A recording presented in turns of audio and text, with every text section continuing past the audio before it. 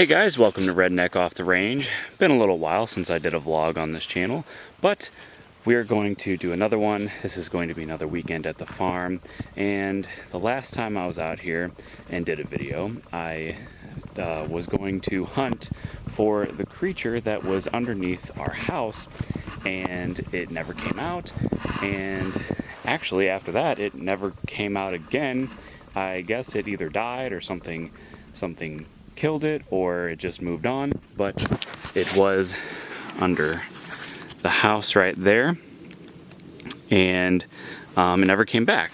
But that does not mean that we do not have other projects that need to be done out here. So let's show you some of those projects. So first and foremost, you can see that there is definitely a lot of crap in this barn. We have 2 John Deere mowers. We have, and a lot of this stuff is, good stuff that needs to stay. But, like we got a door over there. We got this old golf cart that doesn't run right now, so that needs to be fixed. We got the zero turn. That's a good piece of equipment. We got that old Ford 8N or 9N, whatever that thing is, tractor back there. We got that International Harvester Cub Lowboy over there. Neither one of those run. And of course we got the dog over there sniffing in the grass. I got this belt. This belt that I have him clipped to that I'm gonna probably do a video on at some point, but we're just testing it out right now. And basically we just have to clean this garage out. So like we got to get rid of at least one of these John Deeres, got to get rid of one or both of these tractors. Definitely that one for sure, because that doesn't really do us any good. That one is useful. It does have a brush hog on the back, but I'm not going to climb back there and show you. And that one, it just needs a lot of work, and it'll clean up nice, and hopefully we can brush hog these fields at some point because the neighbor likes to get hay from these fields. And you just don't want to have all these trees growing in your fields too, which that is another project that needs to be done. So all over the farm we have fields of tall grass, and since that tractor hasn't been run in like 10 plus years, they haven't been brush hogged a whole lot. The neighbor comes down and does it every once in a while, but we have a whole bunch of trees growing in the fields here, and we actually cleared out a bunch of them. Like before, you couldn't even see the main tree line other than like the tops of the trees. So we cleared out a bunch of them. All the smaller ones we're just going to hit with a brush hog later, and we are going to keep a few. These are persimmon trees, by the way, so let's see here. There's one over there that we're going to keep. There is a maple tree right there, and there's quite a few little maple trees in here as well that we might keep a couple of those. But speaking of trees, I've got 2 really big trees that are dead, or at least mostly dead. This one here is mostly dead. The problem with that one is it is literally leaning towards the barn, so we're gonna have some professional help to get that one cut down. But this one here, we should be able to cut down ourselves as long as we get the proper equipment out here. There's really no danger of it hitting either one of the buildings. So my job for the weekend is to come up with some sort of a plan to cut this thing down safely. One good thing that has happened lately is we did get the drain pipe unplugged, and the lake actually went down to where it normally goes. Now, we do have this nice big mud ring going all around the lake where the water used to be, so hopefully eventually we'll get some grass to grow there, but for now it's just mud and dirt. But we can actually get onto the dock now. We had these boards here because this was all really deep, thick, sticky mud. You didn't want to step in it, but you should be able to step in it now. It is pretty dry, so that is one good thing, and we can get over to the levee now and cut the levee and We got to get that boat back over to where it's supposed to go. So this is one good thing that is starting to head in the right direction. Another problem that we have to take care of is muskrats. Now, when the lake was up, you know, 2 feet or however high it actually was, looks like we did get some muskrats out here. They did kill one. I don't know how many more there are, and if they're even still around, but there's a hole there, there's a hole here, and there's a couple holes here. Now there were some holes here to begin with. Whether they were originally muskrat holes or something else, I don't know, but there are definitely some muskrat holes here. So we'll see. You know, this weekend I have one of my 1022s that I'm going to sight in, and we're going to see, hey, we're going to see if we can find anything, and if we do, we might shoot them. Oh yeah, one other thing that is new since the last time I did a video out here is we got this pin for Tyson. So whenever we want to have him out here and don't necessarily want to have him on a leash, we have this pin out here, which is probably like, I don't know, 5x6, 5x7. I haven't actually measured it, but some friends of ours gave it to us. They didn't have a use for it anymore, so we're just going to keep it out here, and whenever we're grilling or something, we can throw Tyson in there and not have to worry about him running off, because he is the fastest dog I've ever seen, and I don't think if he got away we would ever catch him. One other project we have to get done sometime in the near future is replace all the gutters. Now, we did get the gutters on the other side of the house because those were in pretty bad shape. These are also in very bad shape, so we have to get some gutters over here and replace that. Oddly enough, on the barn over there, there are no gutters, so don't really know what my grandfather was thinking when he built that barn, but there are no gutters over there, and not sure if we're gonna build gutters over there or not.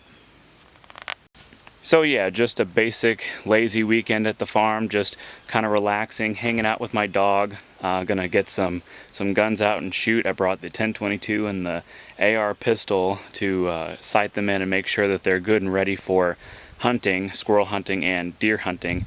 I was gonna bring my 30-30 out, but I figured that was too many scoped guns to drag out here. Because they require bigger cases, and I hate dealing with big, heavy cases. So we'll get that done. Might shoot the 1911 or maybe even my car. But yeah, just a nice, quiet weekend at the farm. No grass needing to be cut. Probably not going to cut any trees or anything except for try to figure out how to cut that big tree down. And yeah, just hang out, watch some movies, just hang out. Alright, so I decided to get the E-Z-GO golf cart out and ride it up the hill because I wanted to show you, I think, in this big brush pile, this is another project by the way, this big brush pile in here with all this tall grass and overgrown trees, that there is an angle blade somewhere buried back in there from that Ford tractor. So that's another thing that we have to get done at some point if we want that Ford tractor to run and actually do some work out here. So that is also something that we need to do, and that is probably gonna suck. Actually, I decided to walk through this grass because it's mostly dead, and I actually found it. It's not exactly where I thought it was, but as you can see here, it is like buried in the mud. So definitely gonna have to cut a bunch of this stuff out of here, and if we can ever get that tractor running, maybe get up here and dig it out and get it out. I'm sure there is something probably burrowed under there. Hopefully there's not a skunk under there. Alright, just took the 2 guns out to shoot. This is the 1022 sighting in the scope on the rifle. Had a hell of a time trying to get it up to that position there.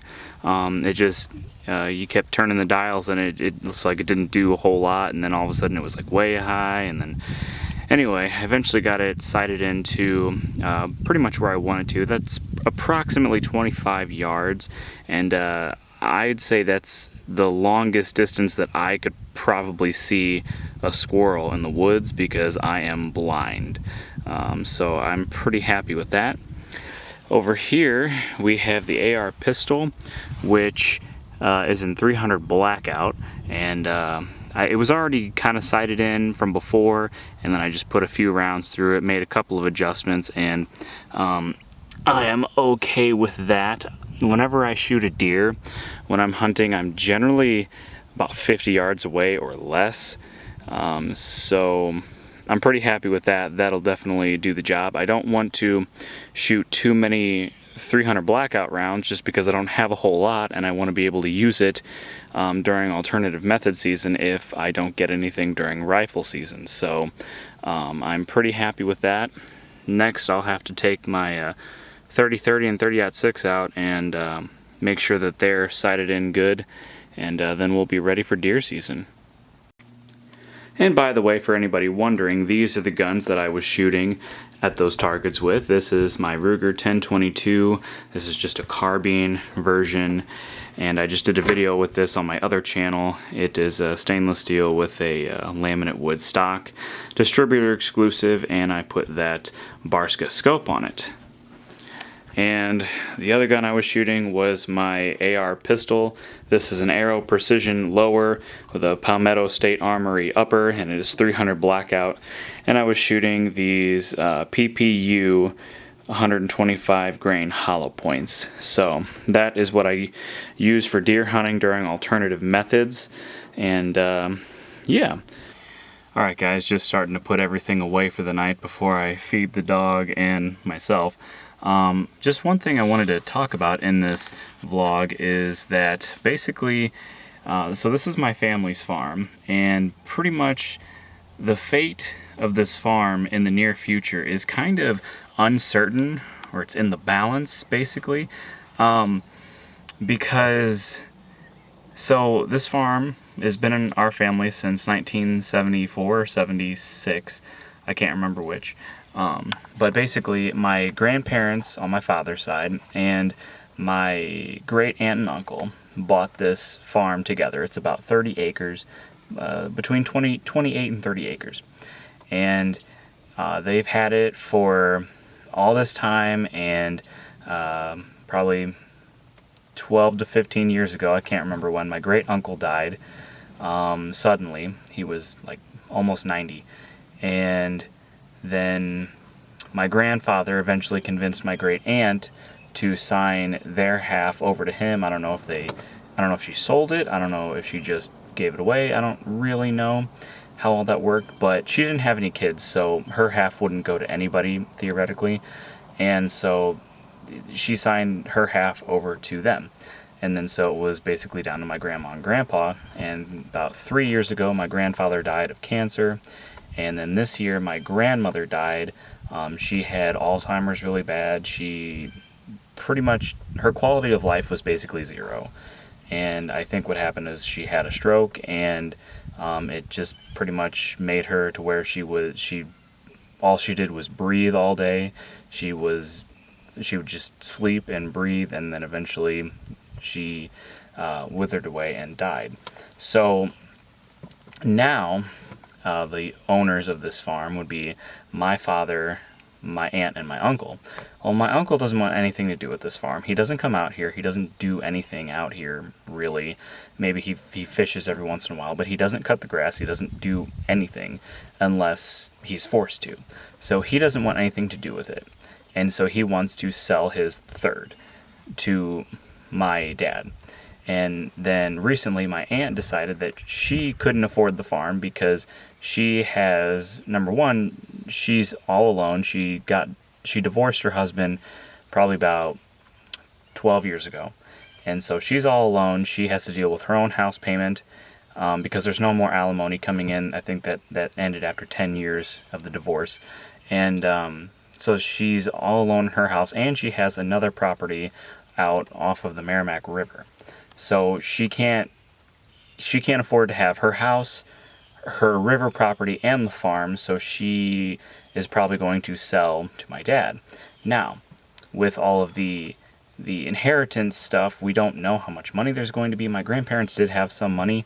They were not poor by any means, but the actual dollar amount is uncertain right now, and the value of this farm is uncertain right now. So the farm has to be appraised at some point, and they'll have to decide how much money it's worth. My dad will probably deduct how much money that he owes them versus how much money they owe him.